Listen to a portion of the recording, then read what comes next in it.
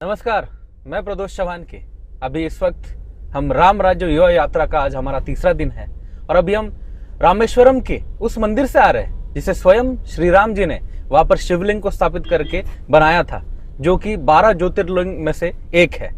और इस वक्त हम वहां से धनुषकोटी आ रहे थे, लेकिन अभी कुछ बारिश की वजह से हम यहाँ पे उतर नहीं पाए।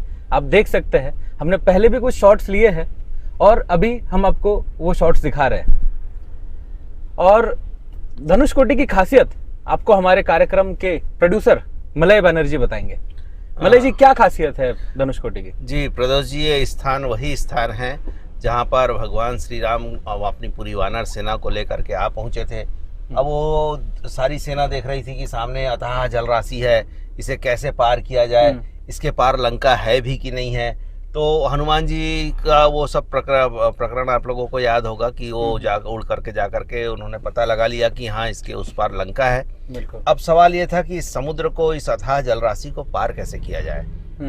तो राम जी समुद्र देव से आग्रह करने लगे कि आप हमारे लिए रास्ता दीजिए। 3 दिन हो गए, 4 दिन हो गए, जब समुद्र देव राम जी के आग्रह को स्वीकार ही नहीं कर पा रहे थे, तब उन्होंने अपने तरकस से वो तीर निकाला और समुद्र को सुखा देने के लिए अपना वो भव्य रूप दिखाया भगवान श्री राम ने, जिसकी आज भी बहुत आवश्यकता है। हिंदुत्व को बचाने के लिए, सनातन को बचाने के लिए इसकी आवश्यकता है। जैसे ही उन्होंने वो तीर निकाला, समुद्रदेव उनके सामने प्रकट हुए। वो डर गए, बहुत बुरी तरीके से डर गए और प्रकट हुए। उनसे कहा कि हे राम जी, आप इस तीर से मुझे अगर सुखा देंगे तो आप खुद सोचिए कि जितने प्राणी धरती पर विराजते हैं, जितने प्राणी धरती पर विचरण करते हैं, ठोस जमीन पर विचरण करते हैं, उससे कहीं ज़्यादा लाख गुना प्राणी मेरे साथ, मेरे समुद्र में, पानी में रहते हैं। मतलब कहने का आशय यह है कि उन्होंने समझाया कि जलीय जीव जंतुओं की संख्या काफ़ी ज़्यादा है। बिल्कुल। फिर वो उन्होंने कहा कि ऐसा कीजिए कि आपकी सेना में नल और नील, नर और नील नाम के 2 इंजीनियर, नल और नील। तो उसी का एक किस्सा मैं आपको बताऊंगा कि जब राम सेतु का निर्माण हो रहा था तो सभी वानर सेना और राम जी की सेना सब लगे हुए थे राम सेतु जल्दी से जल्दी बनाने का। सब उत्सुक थे, सब सीता माँ को देखना चाहते थे। और उसके बाद फिर जब कार्य तेज हुआ तो फिर राम जी को वो देखा नहीं जा रहा था कि वो नहीं कर रहे, बाकी सब कर रहे। तो वो भी उत्सुकता में आकर उन्होंने भी एक पत्थर लिया और उन्होंने उस पर श्री राम लिखकर उसे पानी में डाल दिया। तो बाकी सब जो पत्थर डाल रहे थे वो तैर रहा था, लेकिन श्री राम ने जो पत्थर डाला वो तैरा नहीं। तो हनुमान जी ने कहा कि प्रभु, आप जिस पत्थर को डालेंगे, आप जिस चीज से नाराज हो जाएंगे, आप जिस चीज से रूठ जाएंगे, वो कैसे तैर सकता है, वो कैसे सक्सेसफुल बन सकता है। तो ये राम जी की महिमा, ये राम जी की महिमा है, आज भी है। और आप देख सकते हैं, जैसे कि मैं देख पा रहा हूँ कि समंदर का कलर अगर आप लेफ्ट में देखेंगे, हमारे लेफ्ट में, तो थोड़ा सा कलर चेंज हो रहा है। एक तरफ थोड़ा सा लाइट ग्रीन है और आगे आप देखेंगे तो थोड़ा सा ब्लूइश ज्यादा है। तो इसका क्या कारण है? मुझे ऐसा लगता है कि ये गहराई के कारण, और उसके नीचे जो परत है ना, वो अगर मिट्टी की परत हो तो ऊपर उसका रिफ्लेक्शन अलग आता है। और अगर रेत का परत हो, रेत में भी कई कलर रंग होते हैं।